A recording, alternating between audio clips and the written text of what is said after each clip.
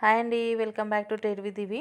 రేపటి నిఫ్టీ ఎలా ఉండబోతుందో చూద్దాము. దానికంటే ముందు ఇవాళ నిఫ్టీ మొత్తం ఒక రేంజ్లో ఉండిందండి. మార్కెట్ ఓపెనింగ్ వచ్చేసి కొంచెం గ్యాప్ అప్ ఓపెన్ అయ్యి మళ్ళీ అక్కడ నుండి ఫాల్ అయింది. అండ్ ఎగ్జాక్ట్గా మనము డ్రా చేసుకున్న బాక్స్ నుండి డే అంతా మూవ్ అయిందండి. సో రేపటి నిఫ్టీ ఎలా ఉండబోతుందో చూద్దాము. ఇక్కడ మన లెవెల్స్ వచ్చేసి 25,065 సపోర్ట్ అండ్ రెసిస్టెన్స్ వచ్చేసి 25,140.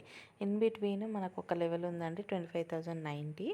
సో అది రేపు రెసిస్టెన్స్ ఆర్ సపోర్ట్ లాగా యాక్ట్ చేస్తుందో చూద్దాము. ఇక్కడ క్లోజింగ్ వచ్చేసి కొంచెం నెగిటివ్గానే క్లోజ్ అయిందండి. రేపు కనుక ఒకవేళ 25,065 ఈ లెవెల్ బ్రేక్ డౌన్ అయ్యేది ఉంటే మనకి నెక్స్ట్ లెవెల్ వచ్చేసి 25,035 వరకు రావచ్చు. ఇన్ కేస్ ఇది కూడా పుల్ బ్యాక్ తీసుకొని మళ్ళీ బ్రేక్ డౌన్ అయ్యేది ఉంటే మనకి ఫైనల్ టార్గెట్ 24,980 రావచ్చు.